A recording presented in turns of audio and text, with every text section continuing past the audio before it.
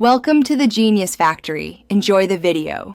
In this video, I will explain how to verify your Coinbase account. First, after creating your account, log in and locate the Verify Your Identity or Settings section.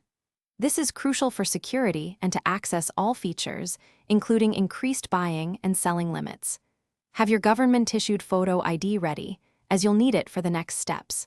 This process ensures a secure and compliant trading environment for everyone. Next, you'll be prompted to upload images of your identification. Select the type of document you're using, like a driver's license or passport. Use your device's camera to take clear, high-resolution photos of both the front and back. Make sure there's no glare, and all details, including your name and photo, are perfectly legible. This step is vital for confirming your identity. After uploading your ID, you'll need to provide some additional personal details, such as your full residential address and date of birth. Double-check that all information matches your identification document exactly to avoid delays. Once submitted, Coinbase will review your information.